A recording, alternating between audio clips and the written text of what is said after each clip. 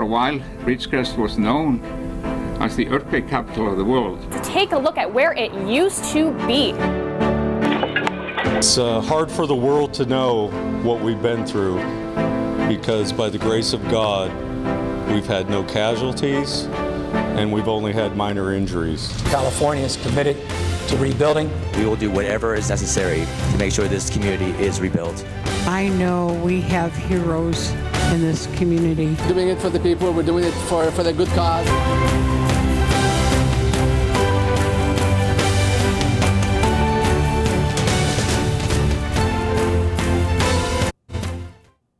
And good morning. Good to have you with us. I'm Maddie Jansen. And I'm Alex Fisher. Thank you for joining us for this special edition of 17 News at Sunrise, live from Ridgecrest, as the community here continues to reel after that magnitude 7.1 earthquake on Friday, and a lot of people still on edge as they continue to feel more shaking. Absolutely. We've just felt some aftershocks this morning as we were arriving to town. We want to kind of give you an idea of where we are. We're just off China Lake Boulevard in the parking lot of the Stater Brothers. You can see behind us here big lots. We have Joann Fabrics and a Marshall's behind us.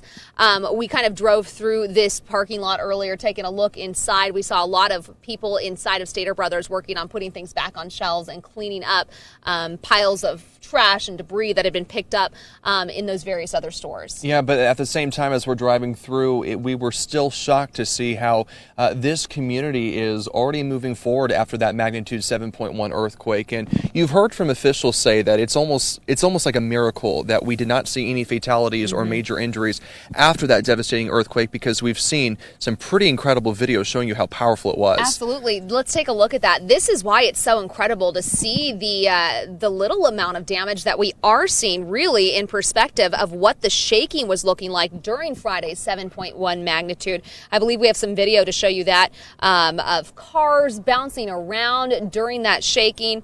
The quake lasted for a good 20 to 30 seconds, but those who were in the middle of it say it actually felt much longer. And as we mentioned, the quaking continues this morning. We want to show you a look at our aftershock map and our earthquake map updating in real time. The circles you see in red are some of the aftershocks that we've seen in the past hour. Now, the circles in yellow and orange, those are the earthquakes that we've seen within the last 12 hours. So as you can see, that map still very active as we continue to feel a lot of those aftershocks. And we want to note there's also several small quakes closer to the San Andreas Fault yesterday, a magnitude 2.5 near San Bernardino and another magnitude 2.5 near Indio. And you can see those further south on that aftershock map we're looking at, as well as that orange dot up near Pinnacles, also along the San Andreas Fault, where a 2.6 quake hit yesterday.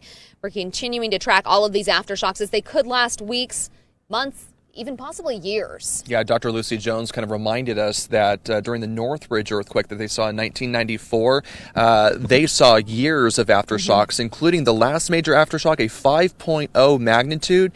3 years after that earthquake. It's so interesting how they can track that and notice that it is part of the same series, but we've seen thousands in the past couple of days because of everything that's happened along the Garlock Fault, which is the fault we're talking about here.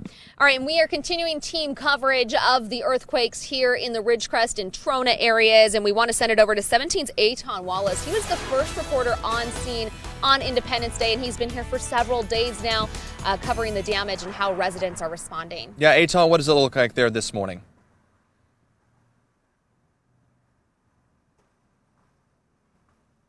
Indeed, the town of Trona was hit pretty hard. It is only about 10 miles or so from the epicenter, so as you can imagine, there was some serious damage there. I want to show you some compelling video from when we were there last night. Take a look at this. We spotted cracks in homes, entire cinder block walls that had spilled over as if they were dominoes, and windows that had been boarded up. We caught up with Chris Gorlitz, who showed some of the damage of the outside of his home. It's not severe, but this house is made out of solid concrete. Right here, it broke all the way through up and came all the way over right there, and you could see it went off that direction as well. We were very lucky to have as minimal damage as we had. We also caught up with this group of people as they were enjoying the fresh air. Bob Huggins showed us these images of his house shortly after the earthquake. Items, as you see there, toppled over and glass was everywhere. And now concerns turn to the water situation. Important to note that Trona does not have access to clean, safe drinking water right now. Bottled water is the only option for residents at this point. We're rationed for water. We're not supposed to, do nothing other than what we have, and we can't drink none of it. You know what I mean? We're supposed to not use it. And so, yeah, and they're saying by tomorrow morning it will be empty unless, they get things going, and they're working on it. We also spoke with Andrew Ledesma, the 90-year-old, that's 90. He was born and raised in Trona and tells us he is the longest living person in the town. We asked him how this earthquake compares to those in the past. We've had earthquakes before, but nothing like what we've had this time. We've had, I think it was 1961, we had the big one down in Los Angeles and Bakersfield area. That was bad. We could feel it here. And then in, I believe it was 91, we had a bad one here. But this one that we've had now, this is the first really, really big one. And it was, it shook everything. Did a lot of damage in the homes and whatnot. Everything came off the shelves, broken dishes, cups, and whatnot. So it was bad. It's been 3 days of... KGET was the only crew there in Trona when employees with Senator Shannon Grove's office passed out 50 pizzas and water bottles. And as you keep on looking at video, we should also tell you that if you are headed to Trona or to Ridgecrest or vice versa, know that there are some cracks in the road along Highway 178. Construction crews remain on scene about halfway between Trona and Ridgecrest, where they are fixing some damaged pipes near the road. Now, a reminder to all Trona residents, if you need bottled water, they are handing them out at Trona High School. That is at Trona High School. I should also tell you that that there are going to be donations today coming in from the Red Cross to Trona. That is water specifically coming to Trona, trucks of them.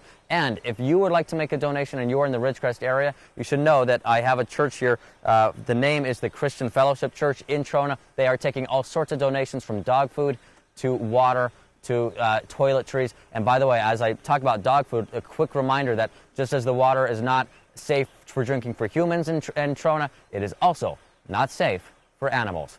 We're live here in Ridgecrest. Eitan Wallace, 17 News.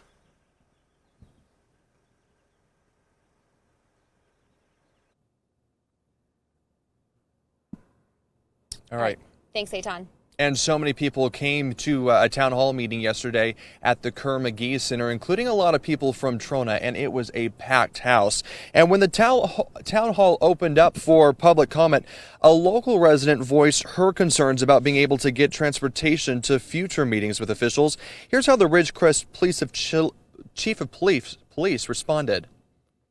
If it's something like that, and then I'll take you in my car. I don't care.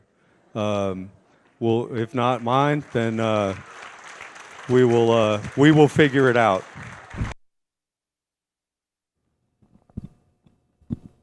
And there was a lot of humor actually at the town hall meeting too, just showing you how this community is coming together through this truly this huge disaster, but still, have a positive attitude and move forward. And important to note also that the chief of police said yesterday that public transit should be back functioning today. So that is some good news for people wondering that same thing. And in the wake of these quakes, Kern County Fire continues to highlight 2 systems that you can use in case of emergencies, and they're right on your phone or your computer. One of them is called Smart 911. It lets you create a profile that first responders can use to know your basic information and your personal medical needs when they're coming to help. And you can register at smart911.com. The other is Ready Kern. We've heard a lot about that one, of course, over past emergencies in our county. That's our local alert system. And when you register, you'll be able to put down your contact information, which can be your email, your home address, or a phone number, so you can receive alerts on current disasters. And many of you at home have been wondering how you can help out for the people of Ridgecrest. So many people asking, right away after that earthquake, even on Independence Day, how how can we help out? We're getting a better understanding of how you can. And they said, immediately they don't need donations because they needed to assess the damage, assess the needs first, and they didn't want to be inundated with things that they didn't know what to do with right away. So one of the best ways to do that is monetary donations and volunteer hours, actually. Yeah, and the Kern County Community Foundation has actually set up a disaster relief fund. And the foundation is behind Give Big Kern, where the community rallies behind local nonprofits to raise money and volunteer hours. And this fund will be used to help people recover in the aftermath of those massive quakes. And you can go to kernfoundation.org and then click the Give Now link on the top right of the page. And then you can pick Kern County Earthquake Disaster Relief Fund. And you can also donate by check payable to Kern Community Foundation. You can also mail it or deliver it to 3300 Truxton Avenue, Suite 220. And as always, there's the American Red Cross. Their volunteers have been here on the ground in Ridgecrest helping with the evacuation center and so many things that are needed by this community. And donating to the Red Cross is easy. You can text Red Cross to 90999 for a $10 donation, or you can go to redcross.org. And when I spoke to Cindy Hughey on Saturday, she said today there would be people in the office who would start calling those who had gone into the Red Cross and expressed that they wanted to come volunteer here. So if you would like to volunteer your time instead of your money, you can do that. Go to the redcross.org and you can go ahead and sign up there, and they'll contact you to help you get you in the system to volunteer here in Ridgecrest. Because, again, officials said yesterday that they are now phasing out of the response phase and they're now going into the recovery phase. And so, and for a lot of people and a lot of businesses around here, it's going to take a while for them to recover. So that's why it's so important for those volunteers to help out. Absolutely. I mean, we have seen some areas with extensive damage, and there's other areas that, were largely undamaged by this earthquake, which is amazing, but still they need that help. We'll be talking much more about that throughout the morning. We're going to be back with your weather just after this. All right, welcome back out here at 514, live from Ridgecrest once again as the sun's starting to come up. Yeah, and it's a little chilly out here in the Ridgecrest area, but we know that things are going to start to heat up as the day goes on. Let's have a look at your forecast now with Kevin Schrett, who is back in the 17 News studios in Bakersfield with a check of your pinpoint weather forecast. Good morning, Kev. Good morning. We're going to talk about the weather. We're also going to be talking a little more earthquakes. So I'm going to wear two hats. I'm going to wear the forecaster hat, and I'm going to talk reporter hat and a little bit more earthquake information. I want to show you the latest map. Now, I'm going to show you several here. I've kind of formulated these out, and this is the past 10 days and what it has looked like, and you can see very, very active. Now, I'm going to go to the next graphic here, and the next graphic that I'm going to show you is going to be kind of a progression up until just about an hour ago. And this right here is showing you the past 24 hours.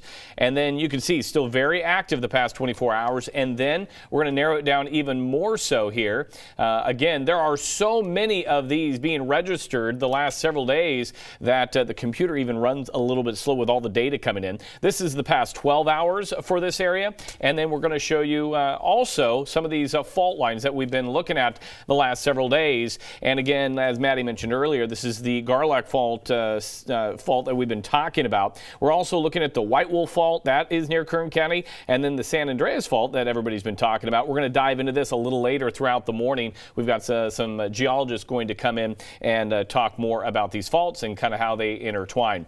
As we take a look at the overall earthquake activity the last hour, you can see all the little red dots indicating those earthquakes the last hour in the Kern County area. So quake readiness. Can't stress this enough. Make sure that you secure household items. Heavy breakable objects should be on lower shelves. Practice drop cover, then hold on with your family. Make a supply kit. This is something I didn't have totally. I had water, but make sure you have food and also the water I talked about, at least 3 days worth. Make sure you have a flashlight, fire extinguisher in the house. And one thing that I've made sure that I've had ready is a phone charger in case we lose power. Also, look into earthquake insurance. We're going to talk more about that later on throughout the morning. Know all the details of that. Make sure water heater is strapped to the wall and secure. Know where your gas shutoff valve is located, but never turn it off unless you smell gas or a line is broken. That's coming from PG&E. And I want to show you my home right now. Take a look at my water heater. You can see I've got the straps. So that's up to code. Very important.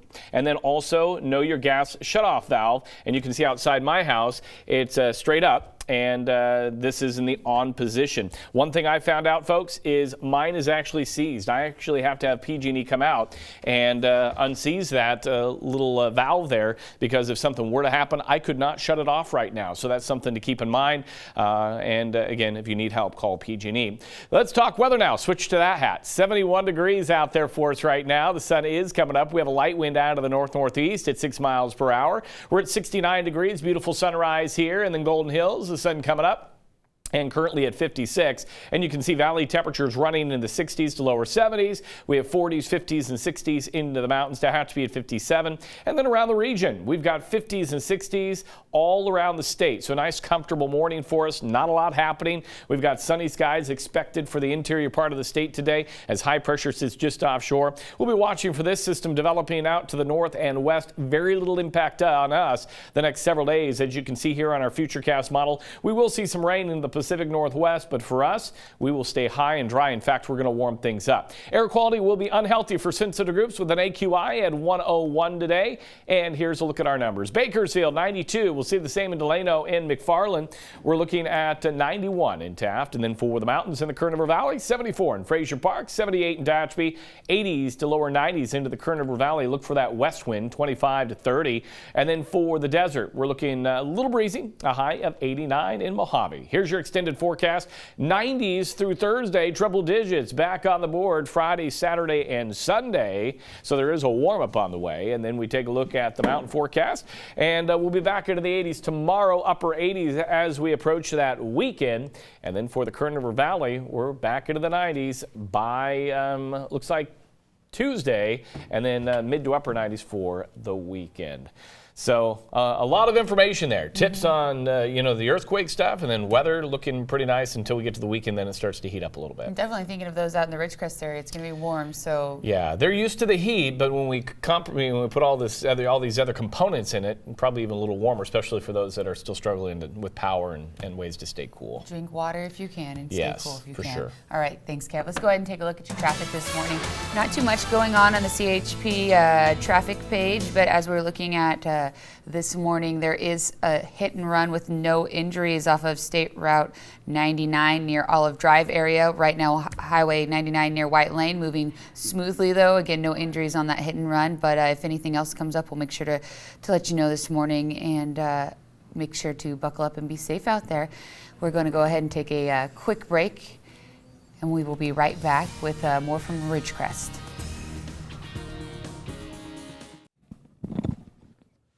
All right, welcome back out here live in Ridgecrest for this special edition of 17 News at Sunrise. 17's Karen Waugh has been in Ridgecrest for the past 4 days, reporting on the damage seen across homes and buildings in this town and in Trona nearby. Yeah, but of course, on top of all the damage that we've seen on structures and just around town, there's also the emotional toll that so many people are feeling across the Ridgecrest area, as tens of thousands of people are still on edge as they continue to feel the ground shake. And 17's Karen Waugh has more on how those people feel. Good morning, Karen.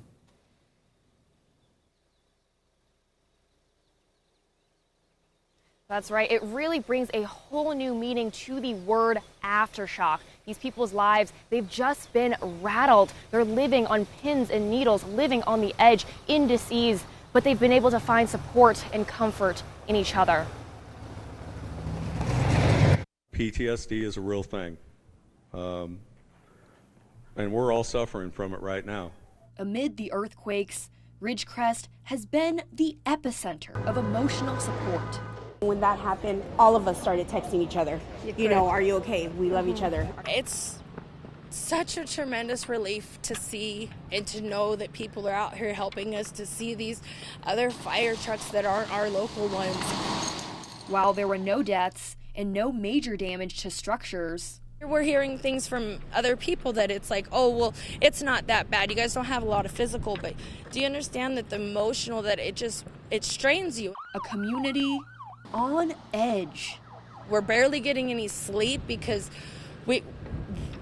what do you do when it's sleeping and an earthquake happens and your family's lying around you, and what are you supposed to do? Trisha Lawson and Irma Sanchez saw their families' lives flash before their eyes. The 7.1, I wasn't even with my children, so it was even worse. I was currently at work, it's just so scary and nerve-wracking. This can happen. So there was 10 to 15 minutes where I didn't know where my child was at. And that's the hardest part ever, not knowing. Children who are also shaken to the core, like Sanchez's 9-year-old daughter, Melissa. Every little rumble or shake, she runs straight to the door. I mean, she grabs her turtle, she heads out, her little backpack. She's been sleeping with her sandals on. She doesn't want to go to the restroom alone. She doesn't want to leave my sight. Parents who now have to pick up the pieces. Bam! And you have to deal with the aftermath, and you have to raise your family and just try to keep a smile on your face and, just keep going. But they say, in a strange way, the seismic situation has brought them closer as a community. Man, Mother Nature, we can't control it, and things are going to happen, and we got to just be strong. Ridgecrest strong. Hey, you guys are awesome back there! Yay! Now, I do want to highlight some of the emotional support resources that will be available. Marley's Mutts, they've brought in therapy dogs. In addition, at the Kerr-McGee Community Center, the Red Cross Evacuation Center here in Ridgecrest, they're bringing in counselors and they're bringing in support groups over the next several days. In Ridgecrest Police, they are really urging and encouraging everyone in the community to just take advantage of these resources here.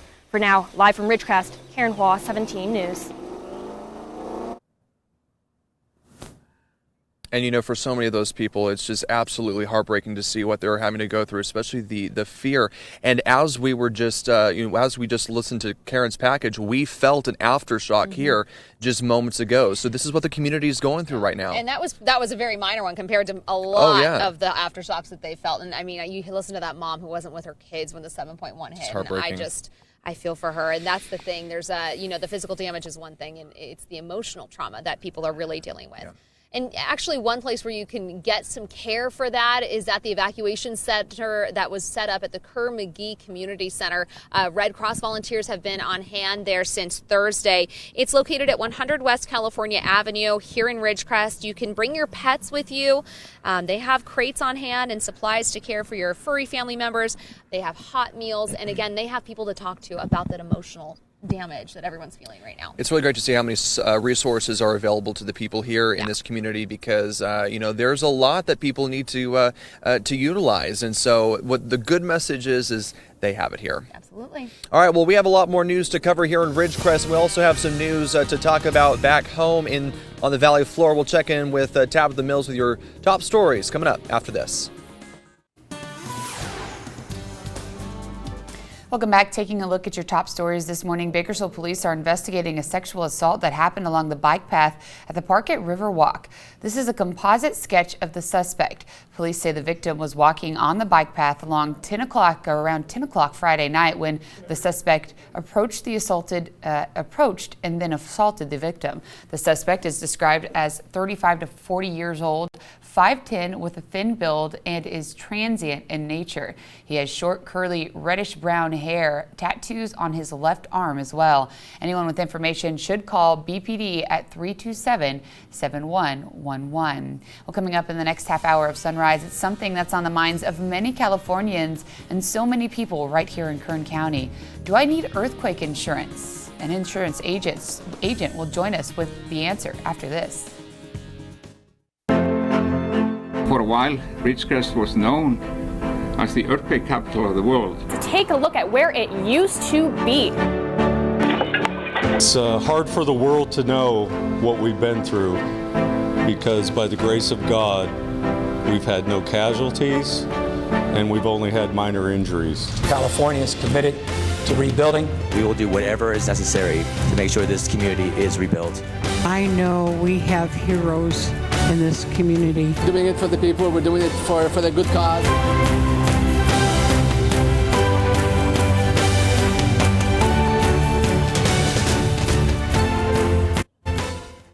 Good morning. It's 5:33 on this Monday morning. I'm Maddie Jansen.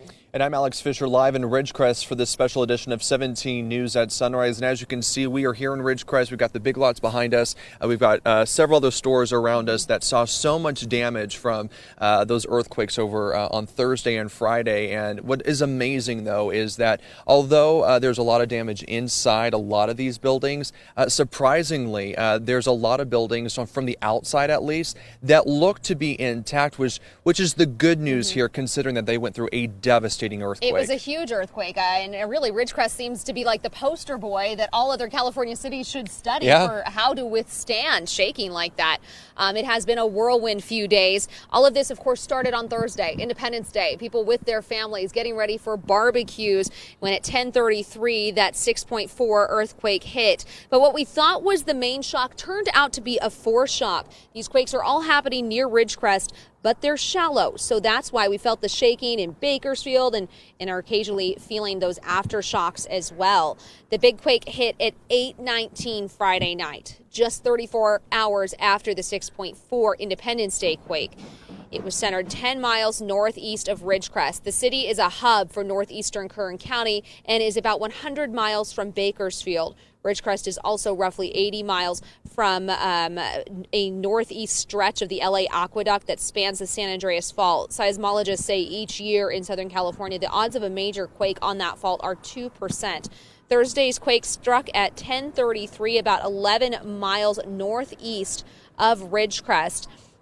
Again, the earthquake was felt by millions, though, up and down the West Coast, even into areas like Phoenix and Las Vegas. The USGS says nearly 25 million people were in areas that felt the ground moving during that Templar, but roughly 46,000 people truly felt the strong magnitude of that quake. Of course, none like the people here in Ridgecrest and Trona. Yeah, and 17's Aton Wallace kicks off our coverage this half hour.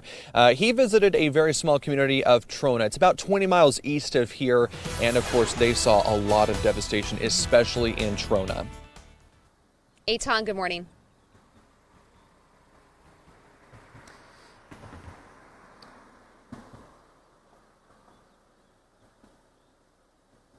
Indeed, the town of Trona was hit pretty hard. It is located less than 10 miles from the epicenter, so as you can imagine, there was a lot of damage there. Take a look at this compelling video taken from last night. We were the crew on scene there in Trona last night. As you see, we spotted cracks in homes, entire cinder block walls that had spilled over as if they were dominoes, and windows that had been boarded up. We caught up with Chris Gorlitz, who showed us some of the damage outside his home.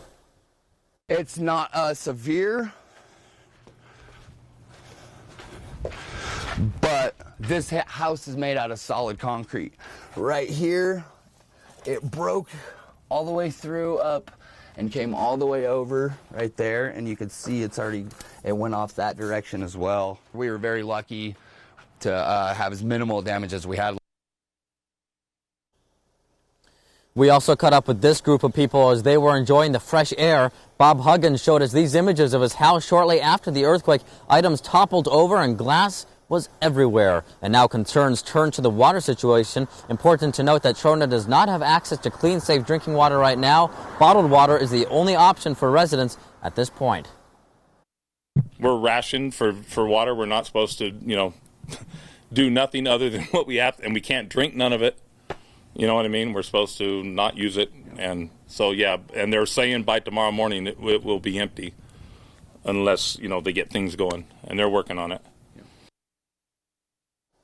We also spoke with Andrew Ledesma, the soon-to-be 90-year-old, was born and raised in Trona and tells us he is the longest living person in the town. We asked him how this earthquake compares to those in the past.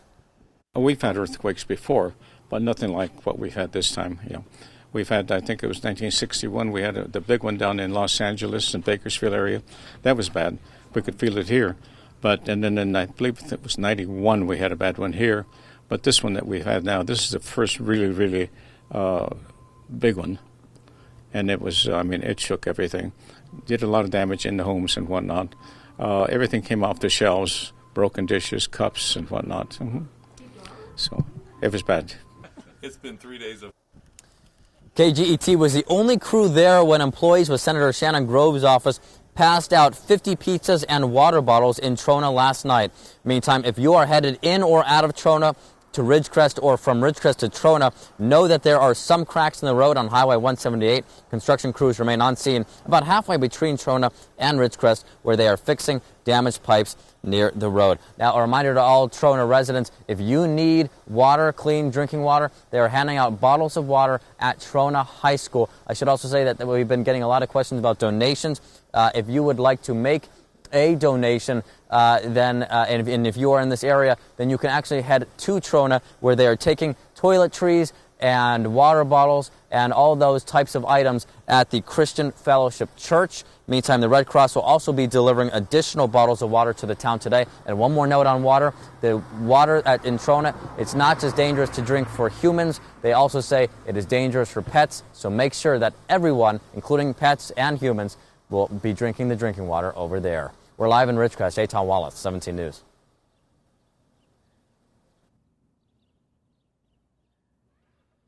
All right, thanks so much, Eitan. And, you know, on Saturday, the USGS and Caltech continued to update us on these earthquakes. And they talked about how they have been tracking these earthquakes now in the thousands. Here's what they had to say. Particularly since the 1980s, there's been quite a few events, and in the 1990s. And for a while, Ridgecrest was known as the earthquake capital of the world because they had so many small earthquakes.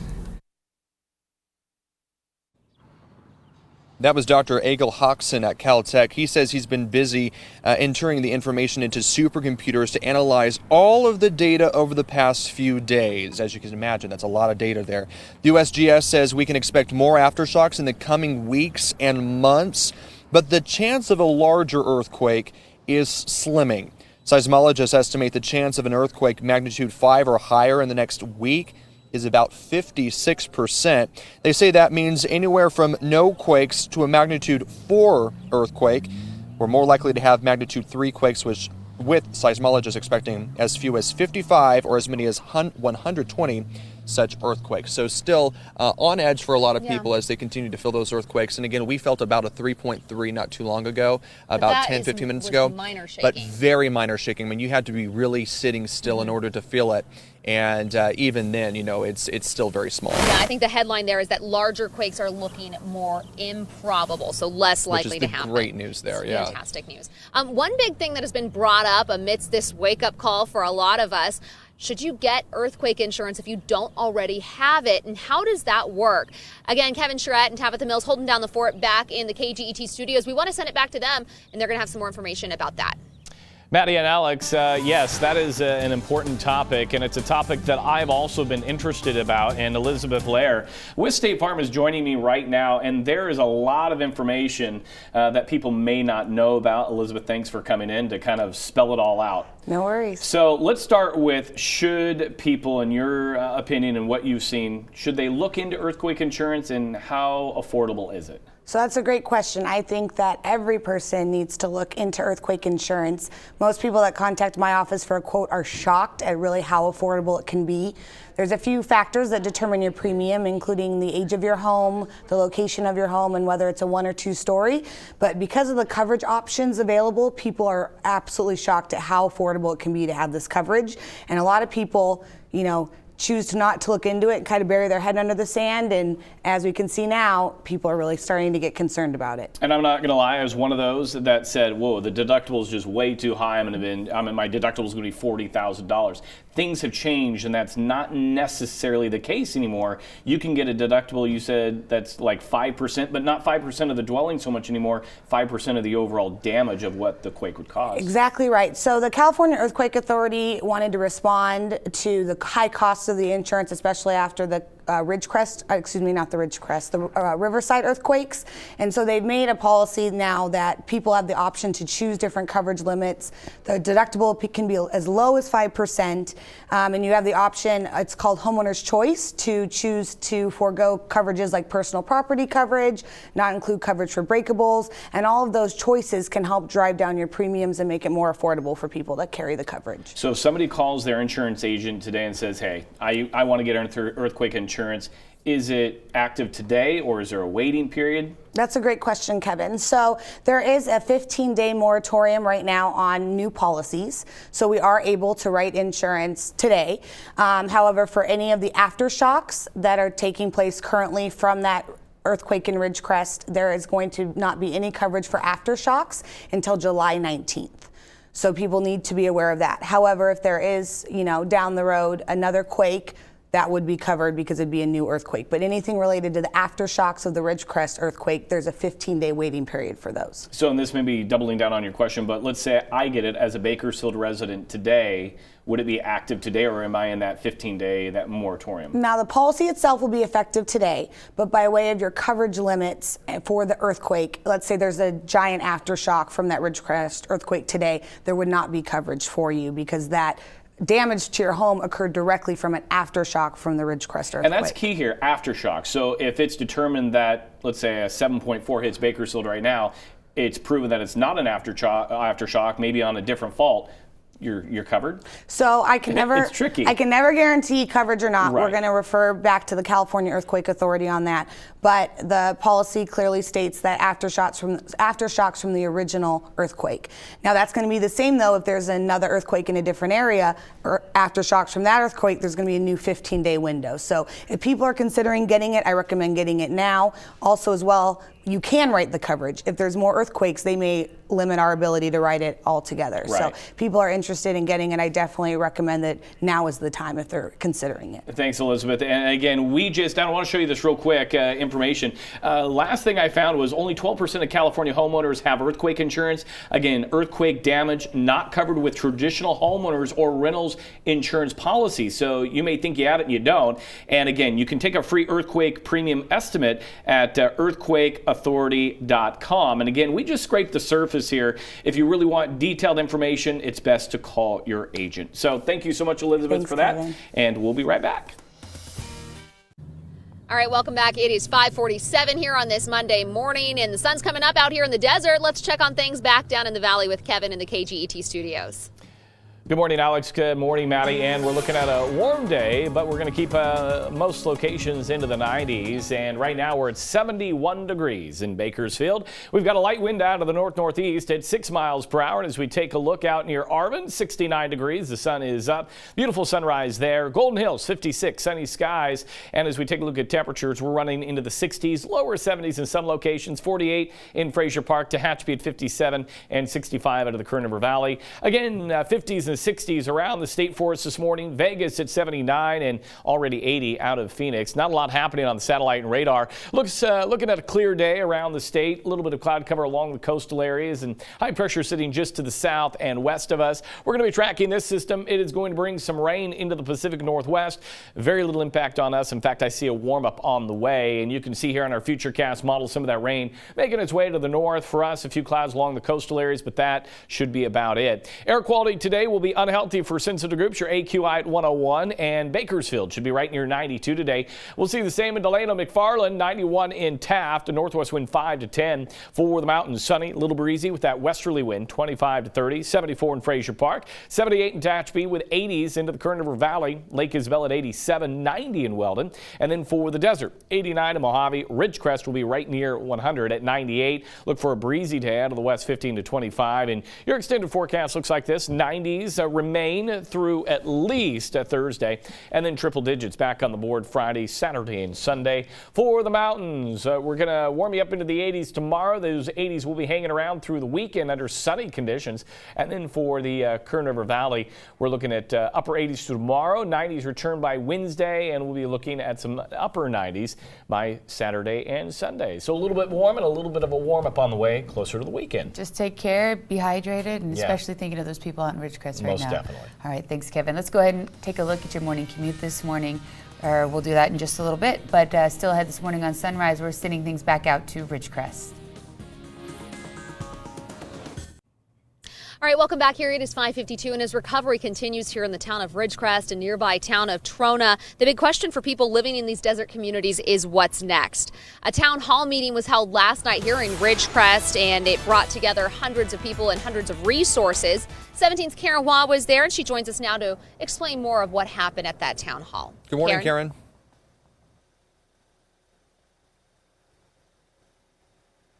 So there's been quite some damage done over these past few days. So the question now is just how does Ridgecrest rebuild? People of Ridgecrest packed the community center last night to discuss just that. And amid these past few days of chaos, really they found this town hall meeting an opportunity to laugh, an opportunity to support each other, an opportunity to just find positivity in what's been really a shaky situation. Where do we go from here?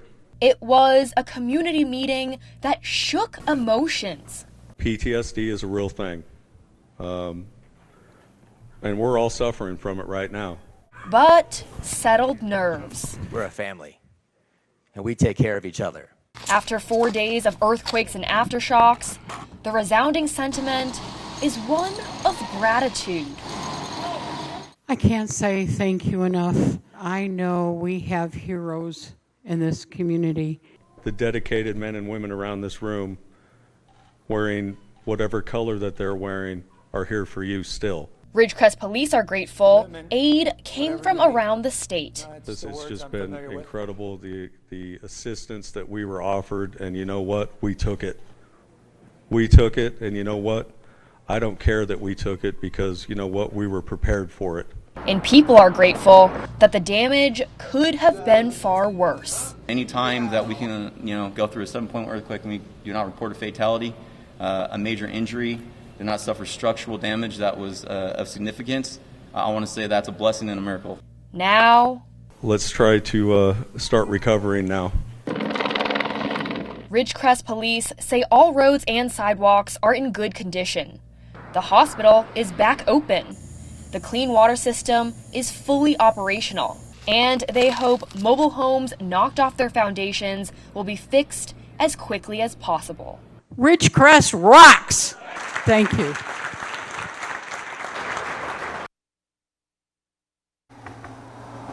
Now, if you have been displaced by this earthquake, the Red Cross has set up an evacuation center that's at the Kerr-McGee Community Center here in Ridgecrest. They're offering free meals, hot showers, emotional support to anyone who wants to come by. And in addition, they're also offering free daily transportation for any residents of Trona. Again, as Eitan mentioned, they are under a bottled water, boil water only policy at this time. And in addition, if you have any questions about your property damage, if you need a house inspection, any damage assessment, they do have an email for you that is quakedamage@ridgecrest.ca.gov, and they also have a hotline number for you that is 760-499-5083. For now, live in Ridgecrest, Karen Hua, 17 News.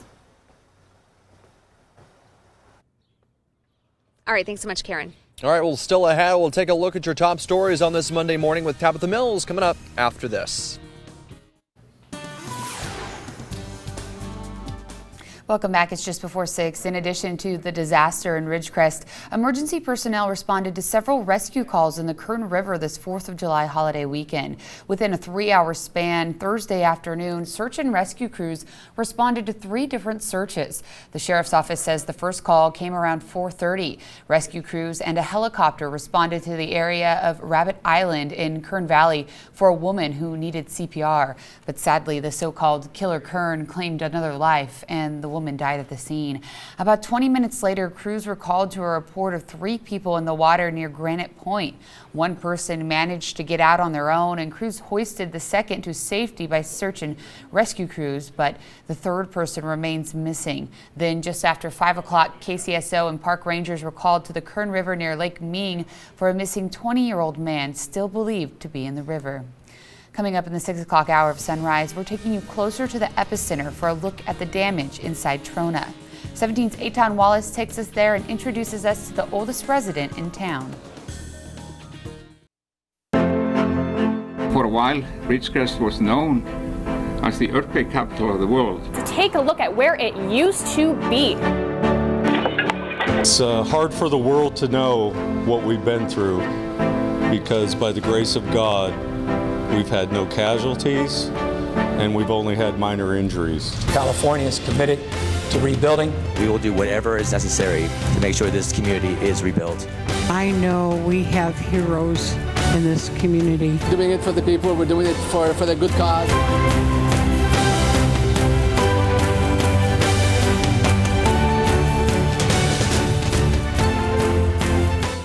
Good morning. Good to have you with us. Just past 6 a.m. I'm Maddie Jansen. And I'm Alex Fisher. Thanks for joining us for this special edition of 17 News at Sunrise, live from Ridgecrest as this community continues to be on edge after those big, strong earthquakes last week. Yeah, a series. We felt the 6.4 on Independence Day, which we then realized was a foreshock when the 7.1 hit Friday night.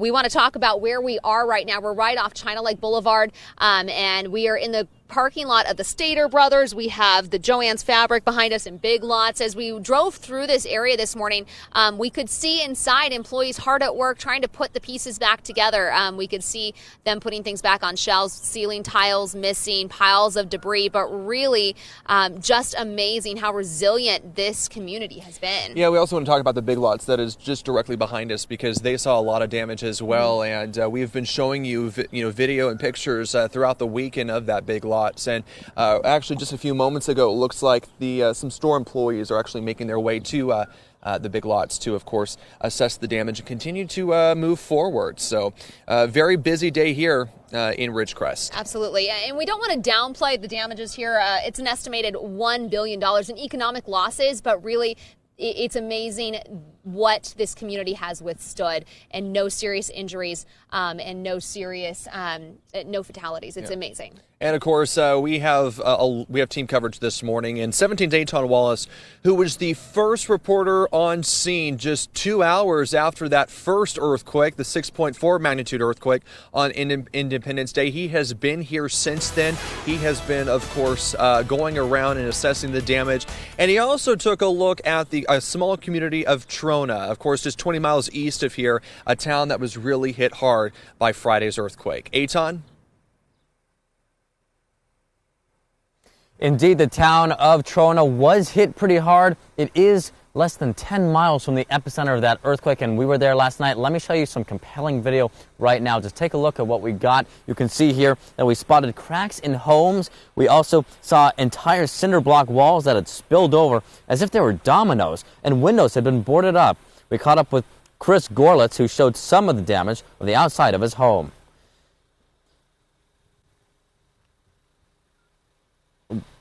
We also caught up with this group of people as they were enjoying the fresh air. Bob Huggins showed us these images of his house shortly after the earthquake. Items toppled over and glass was everywhere. And now concerns turn to the water situation. Important to note that Trona does not have access to clean, safe drinking water right now. Bottled water is the only option for residents at this point. And we also spoke with Andrew Ledesma. The 90-year-old was born and raised in Trona and tells us he is the longest living person in the town. We asked him how this earthquake compares to those in the past. We've had earthquakes before, but nothing like what we've had this time. We've had, I think it was 1961, we had the big one down in Los Angeles and Bakersfield area. That was bad. We could feel it here. And then I believe it was 91, we had a bad one here. But this one that we've had now, this is the first really, really big one. And it was, it shook everything. Did a lot of damage in the homes and whatnot. Everything came off the shelves, broken dishes, cups, and whatnot. So it was bad. It's been KGET was the only crew there when employees with Senator Shannon Grove's office passed out these water bottles and 50 pizzas in Trona last night. Meantime, if you are headed in or out of Trona to Ridgecrest or vice versa, know that there are some cracks in the road on Highway 178. Construction crews remain on scene about halfway between Trona and Ridgecrest, where they are fixing damaged pipes near the road. Now, a reminder to all Trona residents, if you need bottled water, you can get that at Trona High School. They are passing it out today. The Red Cross also plans to deliver more water to Trona. And finally, a message on that water. Remember, the water in Trona is not just toxic for humans, it also is bad for animals. So everybody, animals, pets, and humans need that bottled water. We're live in Ridgecrest. Aton Wallace, 17 News.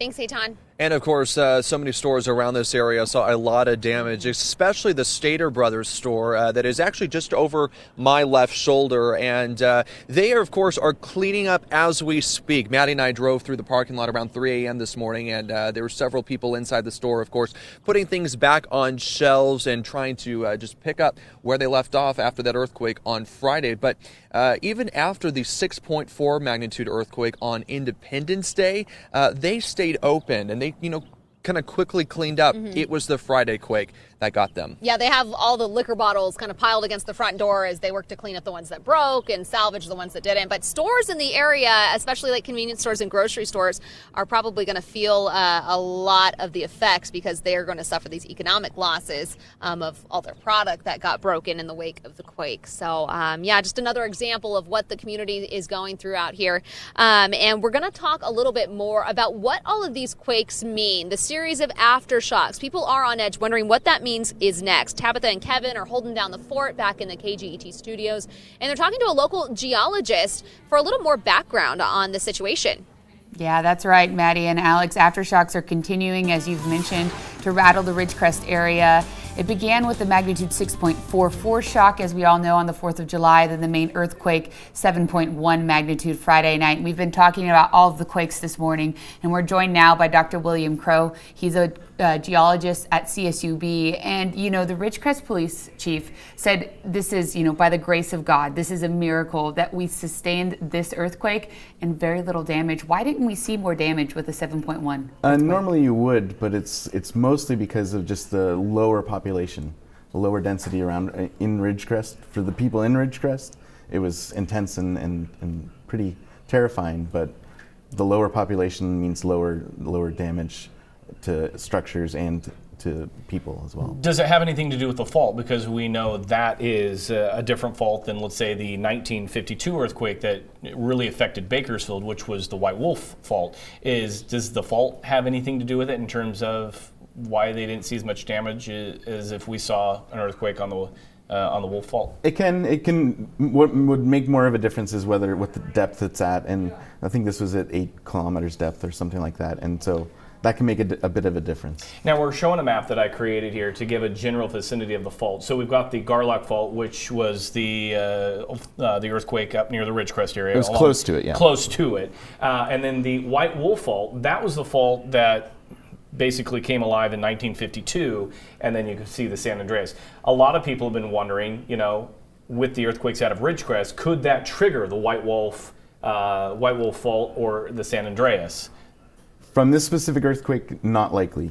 We are worried about that type of thing called earthquake triggering, but generally that's a risk that we have immediately following a large earthquake, and that risk decreases significantly over the next couple of days. So we're probably at low risk for a larger magnitude event being triggered by this earthquake. That's good news right there. And for those of you who don't know, the 1952 earthquake devastated Tehachapi, Arvin, Bakersfield area, basically changed the landscape of our community. It was a 7.7, I believe, magnitude. 7.3 earthquake. Thank you, Kevin. And that was due to that White Wolf fault line that Kevin was talking about. Okay, so correct me if I'm wrong, but from what I understand, this fault was kind of relatively unknown that caused this earthquake. And so should we be worried that it caused such a big magnitude earthquake with a fault we maybe didn't know about? Not at all. One of the reasons that we know about different earthquake or different fault zones is that they have earthquakes that occur on them. So an earthquake needs to have occurred in the past. It could have been in the geologic past, the recent geologic past, that we know, okay, it's a relatively active fault. We may not have evidence of that, and that's about the only way we know that a fault is active and dangerous for earthquakes. So before we go to break, you're telling us that we're looking good for no more earthquakes at this point. We're always having earthquakes, so you always want to be prepared for earthquakes. Especially where we live, large faults, we want to be prepared for earthquakes. Well, thank you so much for joining us this morning. Thank you for having me. We're going to take a quick break and be right back. All right, welcome back. We've been talking about earthquake preparedness the last several days. We're going to be talking about that again this morning, and also we'll get to your weather forecast. I want to show you the latest earthquake map. This is the past 12 hours, the yellow indicating those aftershocks, the red indicating more recent, and I'll take the yellow away. And this is the past hour and the aftershocks that we've been seeing up near the Ridgecrest area. So still active in terms of the aftershocks. And again, we can't tell you enough to be prepared for any type of other earthquake activity. You want to secure household items, heavy breakable objects on lower shelves, practice the drop cover, and then hold on with your family if an earthquake does take place. And make a supply kit with food and water and a lot of the other necessities that you need, like 3 days worth of food, flashlight, fire extinguisher, phone charger. These are things that I even didn't think about, and now I'm getting ready with all these items. And then also, you want to look into earthquake insurance. We talked about that earlier this morning. Know all the details of it. Make sure water heater is strapped to the wall and secure, and know where the gas shutoff valve is located, but never turn it off unless you smell gas or a line is broken. Want to show you my home, give you a first-hand perspective. This is my water heater at my house. This is what it should look like. This is a code. I replaced my water heater not long ago and put the straps on and had it all signed off. So this is what your water heater should look like. And then also know where the gas shutoff valve is. And this is mine outside my home, and you can see it is in the on position right now. The one thing I noticed as I was checking my valve was it seized and I can't turn it. So make sure you just check these things. Make sure you're ready, and if you need to call PG&E to have them check it out, that's also a good thing. But wanted to give you a few examples. Right now, we're in the 60s for Bakersfield, 68 right now for us, 61 in Delano, 64 in Buttonwillow with 40s, 50s, and 60s into the mountains. And you can see here on the satellite and radar, we are clear. A few clouds along the coastal areas, high pressure and control here. We've got a system developing out of the north and west. That is going to push some moisture into the Pacific Northwest in the coming days. For us, we will remain clear. In fact, we're going to see a little warm up by the weekend. Air quality will be unhealthy for sensitive groups today. Your AQI at 101. And as we take a look at the forecast today, 92 in Bakersfield. We'll see the same in Delano, McFarland, 91 in Taft, and a northwest wind 5 to 10. For the mountains in the Kern River Valley, a west wind 25 to 30 today, so a little breezy. 74 in Frazier Park, 78 in Tehachapi, and 80s to lower 90s into the Kern River Valley. 87 Lake Isabella, 90 in Weldon, and a little breezy into the desert as well. Ridgecrest today will be at 98.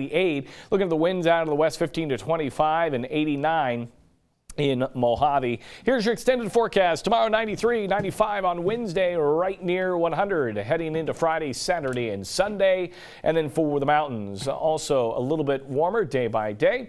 80 on Tuesday, and then upper 80s as we head into the weekend for you. And then for the Kern River Valley, we're back into the 90s by Wednesday, upper 90s by Saturday and Sunday. So a little bit of a warm up on the way, getting closer to the weekend. All right. Thanks so much, Kevin. Yep. We'll still ahead this morning on Sunrise. We can see the physical damage, but what we can't see is the emotional toll this natural disaster is taking on people in our community. 17's Karen Waugh explains how people are coping and the resources that are being offered to help.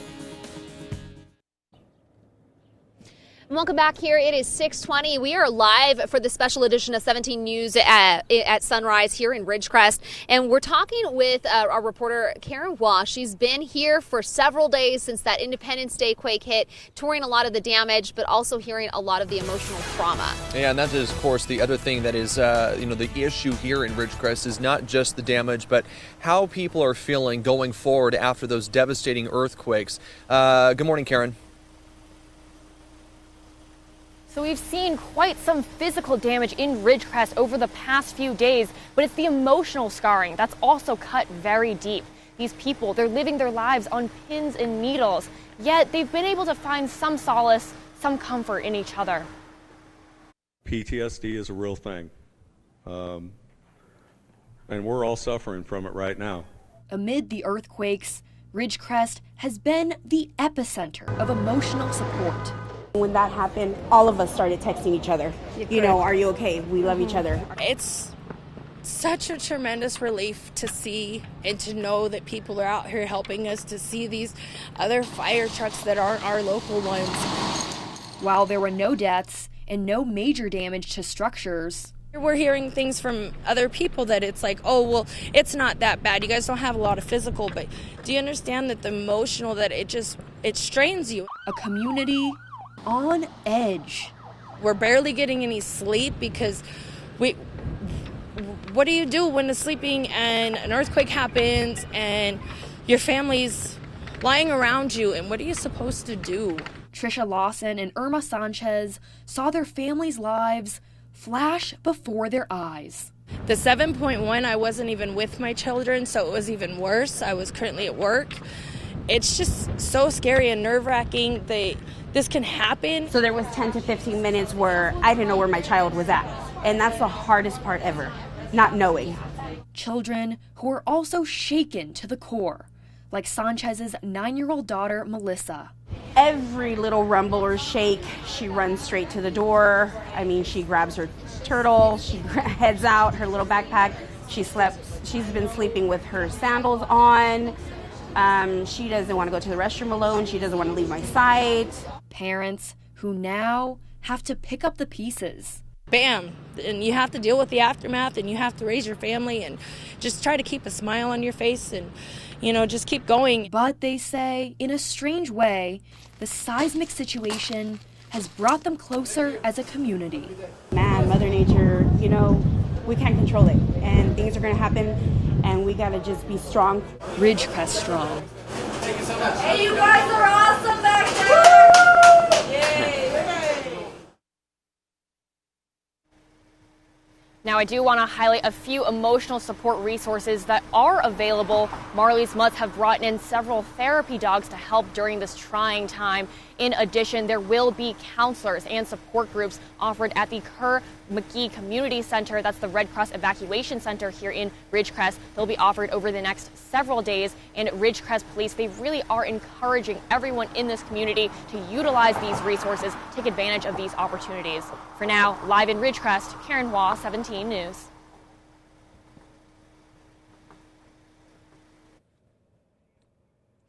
All right, thanks so much, Karen. And as we've told you many times, there is a shelter set up for those who've had to evacuate their homes. It's the Kerr-McGee Community Center. That's at 100 West California Avenue.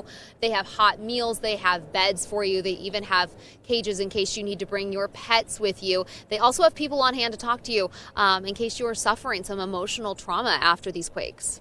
Yeah, and of course, it does get pretty warm here during the day, especially here in Ridgecrest, obviously being here in the desert. And there are two cooling centers that you here in Ridgecrest can utilize. The first one is going to be at Burroughs High School on French Avenue and the Walmart on East Bowman Road. So again, if you need to utilize those cooling centers, especially during the warmest part of the day, those two locations are there for you. All right, absolutely. And we're going to head back in studio after this with more top news from Tabitha.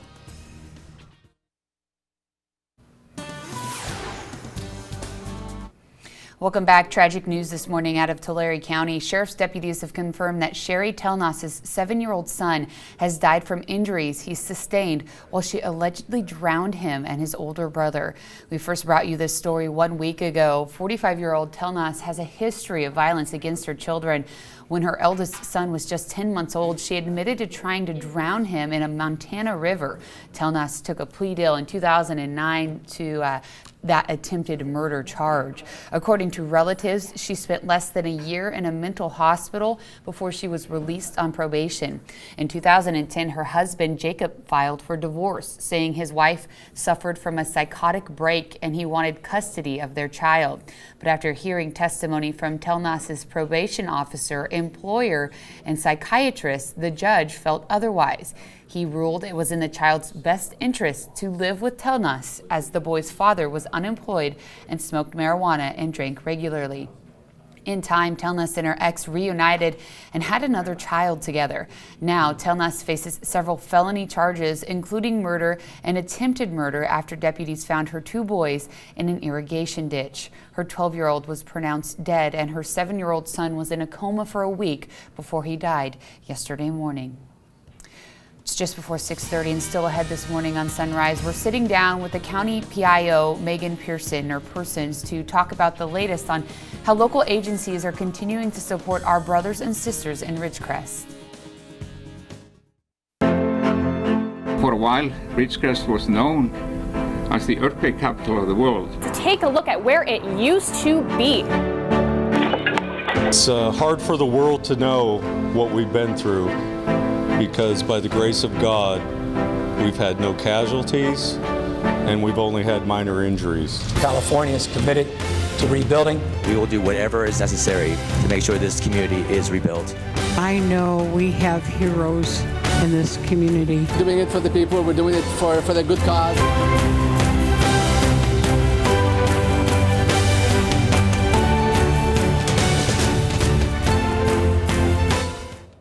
Good morning here just after 6:30. We're live from Ridgecrest for the special edition of 17 News at Sunrise. I'm Maddie Jansen. And I'm Alex Fisher. Of course, this community is still reeling from the effects of that magnitude 6.4 and 7.1 earthquakes late last week. And as you can imagine, a lot of these people here who are still feeling the aftershocks, still on edge. We've actually felt a few this morning. Yeah, a few stronger ones hit just about 15 minutes ago. It's been a whirlwind few days. Of course, it all started with that Independence Day earthquake, 6.4 magnitude. What we later realized was a foreshock to the bigger one, which was 7.1, and that hit at 8:19 Friday night. These quakes are all happening near Ridgecrest, but they're shallow, so that's why we felt the shaking across Kern County and Bakersfield and even up and down the state.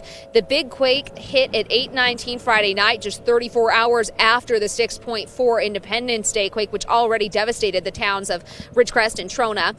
That quake was centered about 10 miles northeast of Ridgecrest. The city is a hub for northeastern Kern County. It's about 100 miles from Bakersfield. Ridgecrest is also roughly 80 miles northeast of a stretch of the LA Aqueduct that spans the San Andreas Fault. Seismologists say each year in Southern California, the odds of a major quake on that fault are 2%. Now, Thursday's quake struck at 10:33. You probably remember, about 11 miles northeast of Ridgecrest. That earthquake felt by millions up and down the West Coast. The USGS says nearly 25 million people were in the areas that felt the ground moving during that temblor, and they've now estimated about $1 billion in economic losses from these quakes. And we have 17 News team coverage this morning as our reporters are fanned out across the Ridgecrest area, giving you kind of a first look at the devastation and how people are picking up from a lot of the the homes that have been damaged. A lot of people, of course, struggling to where to start, on how to clean up. And 17's Aton Wallace was in a community hit hard by Friday's earthquake near Trona. That's about 20 miles east of us right now. He joins us live with a look at that destruction. Good morning, Aton.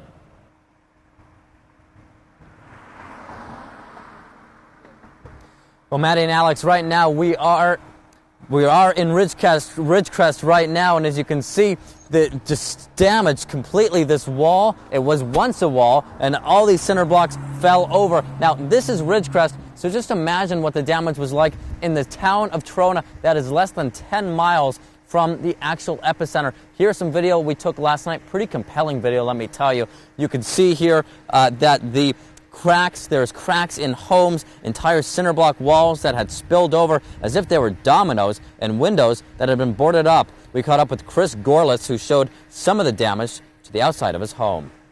It's not severe, but this house is made out of solid concrete. Right here, it broke all the way through up and came all the way over right there, and you could see it went off that direction as well. We were very lucky to have as minimal damage as we had. We also caught up with this group of people as they were enjoying the fresh air. Bob Huggins showed us these images of his house shortly after the earthquake. Items toppled over and glass was everywhere. And now concerns turn to the water situation. It is important to note that Trona does not have access to clean, safe drinking water right now. Bottled water is the only option for residents at this point. We're rationed for water. We're not supposed to, do nothing other than what we have, and we can't drink none of it. You know what I mean? We're supposed to not use it. And so, yeah, and they're saying by tomorrow morning it will be empty. Unless, they get things going, and they're working on it.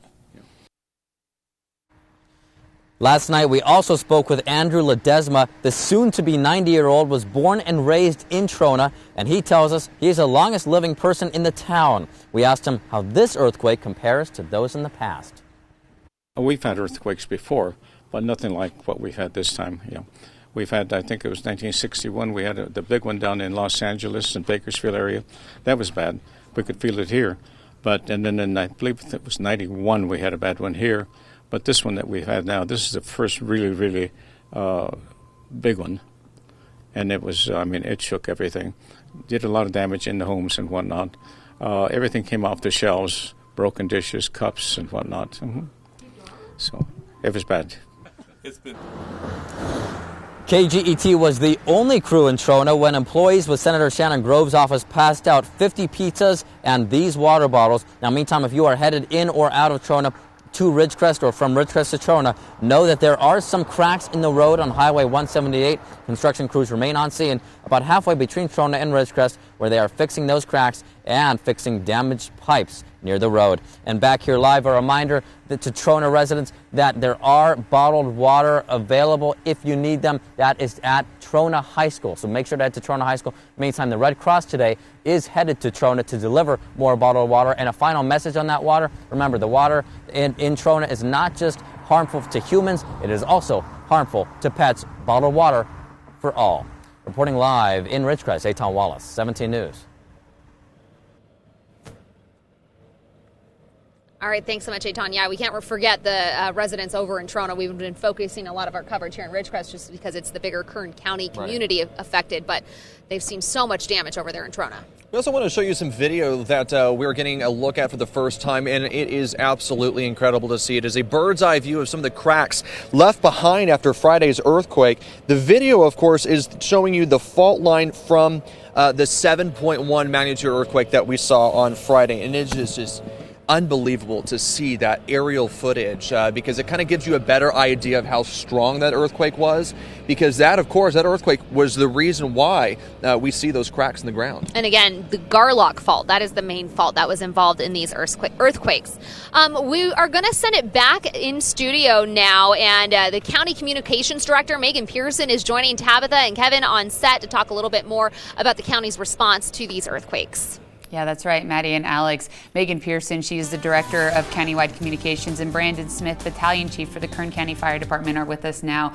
And first of all, I know you guys are exhausted, so thank you for joining us this morning. We appreciate it. Thank you, and thank you guys for all the coverage. You guys have been working your tails off, and we really appreciate the partnership. Well, it's important information to get out there, and it's definitely a partnership between us, getting it out there.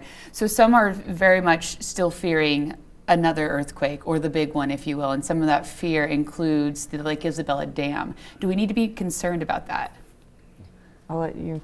Well, we've been in contact with the Army Corps of Engineers. We had a conference call every day. We're having conference calls with a variety of different agencies to ensure the safety of our citizens. And the Army Corps of Engineer, each time that they've felt any quakes or we've been told that there was a quake, they're out there inspecting it. And we're very fortunate. They're doing the construction, so we had a large amount of construction workers out there, engineers on site, so they were able to get a quick assessment of it, and they have reassured us that it is meeting all the standards at the current level that they're maintaining it. So it is at the current standards, what is recommended by the federal government. Well, that's good news to hear right there. On top of that, they have instruments, just so the public knows, that would notify them instantly if there was something wrong.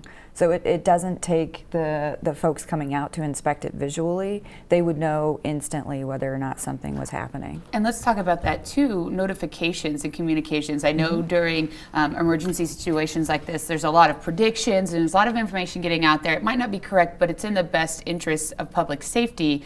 So how can people be notified as soon as possible that something like that's happening or an earthquake is hit? Well, I think the best way is monitoring the news. I mean, you guys are out there and reporting it as soon as it's happening. I think that is critical. And if they don't have power, they should have some sort of radio or some sort of way that they can monitor what's going on throughout the community.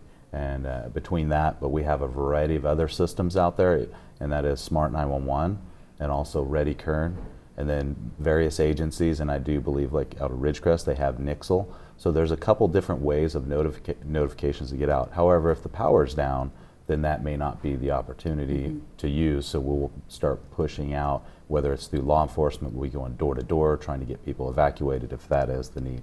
Nixle, Ready Kern, and what was the other that you said? Smart 911. It's a new system out there, and we have embraced it within the county, and it is county-wide.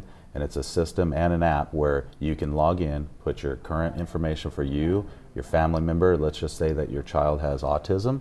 You can note that in there, and that way if he calls 911, law enforcement or responders would know that he has autism and they can help work with him, and so they don't think that there's something going on, maybe a mental health issue, and or let's just say there's a variety of things. If they have medications, that would be entered in there and it will provide us that info for them. That's a great resource right there. Yes. So what's the state of aid right now in Ridgecrest? Are efforts still full ahead, or? Yeah, so yes, they're continuing. We do have resources standing by up and down the state. Cal OES has assured us that they are going to keep support around. But on top of that, we do have Cal OES out there helping on the recovery side. And that's what you're going to start seeing a lot. You're going to see a lot of Cal OES there to help get Kern County and also the city of Ridgecrest back on track and look at the damage assessment, get the infrastructure back into the community. And really quickly, we want to talk about this because it seems like something maybe common sense to some people, but there are some concerns about taking selfies in the earthquake aftermath. Yeah, so we're seeing a lot of people, we're seeing literally people put themselves in the cracks, and so we're really asking you no selfies in the crack. Just because the ground is moving. I mean, there's over, I think at one point there were over 2,000, and I think we're breaking over 3,000 aftershocks right now. Mm-hmm. So the ground's moving. Don't put yourself in harm's way. The ground is not stable. Take a picture from afar and appreciate how powerful that stuff is. Yeah, be safe and smart. And thank you so much to you and all of our first responders for everything you've been doing lately. We really appreciate it. Absolutely, you know, they're out there working. They are. All right, we're going to send it back to Maddie and Alex out in Ridgecrest. All right, thanks so much, Tabitha. And state officials are also working around the clock to support recovery efforts in Ridgecrest and nearby Trona. It's all hands on deck at Cal OES. We just saw a truck roll by just a few minutes ago. Up at the Operations Center in Sacramento, there are dozens of state agency workers continuing to monitor conditions and gather information from those affected by the quakes. Cal OES has also expanded its access to communications, moving some mobile satellite communications, not only into Bakersfield to help first responders there, but also to Ridgecrest. State officials say the command center will continue to operate at its maximum level indefinitely. And of course, we talked about how first responders have said that they are now in the, we're transitioning from the response to the recovery. And so many people here in these communities are wondering, you know, what is next? That's right. And yesterday, a town hall meeting was held here in Ridgecrest. 17 Karen Waugh was there, and she joins us now with more on what happened. Karen. So in the days following the physical destruction, the emotional toll that this earthquake has had on this community, yesterday they gathered everyone at a packed community center just to discuss where does Ridgecrest rebuild from here. And in these times of chaos, they were really able to gather to not only discuss the physical destruction, but also to find support in each other, especially in this shaky time. Where do we go from here? It was a community meeting that shook emotions. PTSD is a real thing. And we're all suffering from it right now. But settled nerves. We're a family, and we take care of each other. After 4 days of earthquakes and aftershocks, the resounding sentiment is one of gratitude. I can't say thank you enough. I know we have heroes in this community. The dedicated men and women around this room, wearing whatever color that they're wearing, are here for you still. Ridgecrest police are grateful. Aid came from around the state. This has just been incredible, the assistance that we were offered, and you know what? We took it. We took it, and you know what?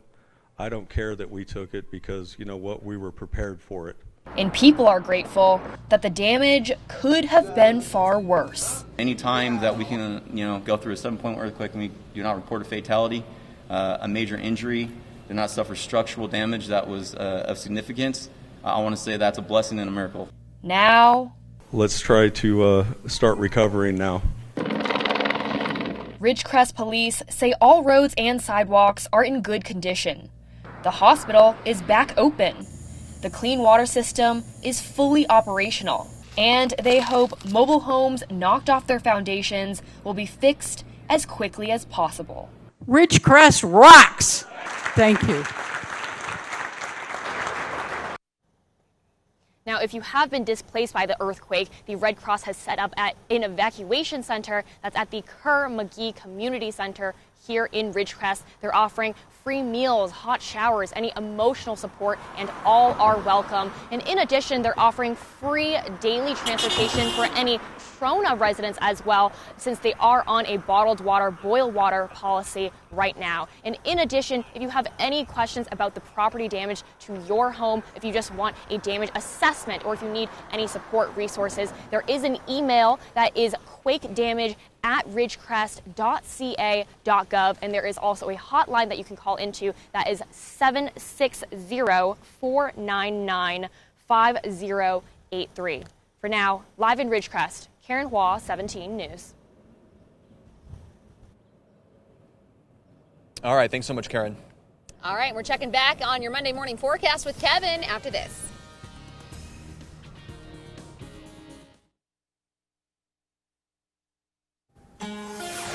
And time to talk weather on this Monday. It was a pretty nice weekend. Right now, we've got clear skies, 68 degrees in Bakersfield. No winds to talk about. And we're still running in the 60s, even a few lower 70s in the valley, 48 in Fraser Park, 59 in Tehachapi. And Lake Isabella currently at 65. Not a lot happening on the satellite radar. We're looking at another clear day. If you're headed along the coastal areas, we'll see some morning fog. And high pressure sits just to the south and west of us. And then we've got this area of low pressure. That's going to bring some rain into the Pacific Northwest. Very little impact on our weather pattern as we go throughout the next several days, as you can see here on our Futurecast model. In fact, not even bringing much in terms of cloud cover into Kern County. If we see any high clouds, I think it'll remain north of us. Here's a look at the forecast for today. 92 in Bakersfield and Delano, 91 in Wasco. We'll look at 90 in Maricopa. Look for a northwest wind 5 to 10. Into the mountains in the Kern River Valley, sunny, a little breezy today. A west wind 25 to 30. 74 in Fraser Park, Bear Valley at 73. And then for the Kern River Valley, 87. Lake Isabella, 90 in Weldon. And then we take a look at the desert forecast. Excuse me. Sunny. Hopefully I can recover here. Sunny and a little bit breezy. A west wind 15 to 25. I think I'm okay. 89 in Mojave, 98 in Ridgecrest. As we take a look at the extended forecast, we're looking at 93 on Tuesday, 95 on Wednesday, and then we'll be right near 100 by Friday, Saturday, and Sunday. 102 for Saturday, so a little bit on the warm side. Mountain forecast, lots of sunshine, and we'll look at the 80s pretty much across the board starting tomorrow, upper 80s for the weekend. And then we take a look at the Kern River Valley forecast. We're looking at 80s through tomorrow, and then back into the 90s, upper 90s Saturday and Sunday. You doing okay? Yeah. Got a little shaky there for a second. All right. Thanks, Kevin. Yep. We appreciate it. We'll be right back after the break. Welcome back. The Department of Veteran Affairs is also providing assistance to those affected by the earthquakes. The Bakersfield Vet Center brought its mobile clinic to Ridgecrest Saturday. The center is to assist veterans, their families, and other members of the community who need help coping with the events of the past couple of days. The base is actually closed. So the services that are normally provided on the base to those active duty service members are limited. This community, unfortunately, is limited on their resources for veterans as well. So we're here to navigate those resources with the veterans. We're here to link them up with emergency services, whether that be nonprofits that are local that serve veterans, whether they may need counseling, because these types of events can create a lot of anxiety, especially with those with PTSD. The mobile clinic will be in Ridgecrest through at least today. Veterans needing assistance can also call 661-323-8387. Again, that number is 323-8387. New on Sunrise this morning, the entire Kern County community is coming together to support those affected by this disaster, and one local high school is holding a water drive to do so. Now through Friday, Garces Memorial High School is collecting water for the people of Ridgecrest and Trona. If you would like to donate water bottles or jugs, donations are collected at 101 Pasatiempo Drive, which is located across the street from the Garces Memorial football field. Great news right there from those young ones. We're back after this. Welcome back live in Ridgecrest, and of course this community is dealing with a lot of anxiety as they continue to be on edge after feeling those two very strong earthquakes late last week. But there's one business owner here in Ridgecrest that wanted to just put smiles on everyone's faces, and I think he did. Yeah, and also give them some food to eat in a time of a lot of distress. We're actually looking at the Little Caesars just across the parking lot here, and he offered up pizzas on Saturday for residents affected by the earthquake. The owner estimates he served 600 pizzas in 1 hour. How much is this costing you, Johnny? I don't like to put numbers on it, man. We're doing it for the people. We're doing it for the good cause. We're not doing it for money, so I'm not even following up with how much we're spending. We just want to be part of a big thing in here and help out the community. Such a great way just to, really lift the spirits of people here in Ridgecrest and nearby communities affected by the earthquake, because who doesn't love pizza? Yeah, and of course, we've even seen Salties. They came out here and they were firing up the grill to make sure that not only the community here, but first responders were also fed. So it's really neat to see, during this difficult time, and we talk about the so much destruction and tragedy here, but it's also great to see how the community comes together to just put smiles on everyone's faces. Yeah, absolutely. It is times like these that really do bring the community together. And as they've been saying, Ridgecrest strong, and this community is strong. There have been a lot of damage, about $1 billion estimated in economic losses. But when you take a look at how all of these buildings are still standing around us here, it's truly amazing. It was really neat to see the mayor of Ridgecrest last night during the town hall get up and say, "Ridgecrest rocks." And of course, it had a lot of people laughing at the town hall meeting yesterday. And she also kind of invited people to, come back to Ridgecrest after everything is ready to go, because after this earthquake, because she says that this is a strong community with a lot of people, and of course, they are going to move forward. Yeah, we want to remind you, public transit is back in action here today. The hospital is back open. Some things are really starting to get back in action after these earthquakes, although there's a long recovery period ahead. We'll continue to cover that all for you here on air and online. Make it a great Monday, everyone.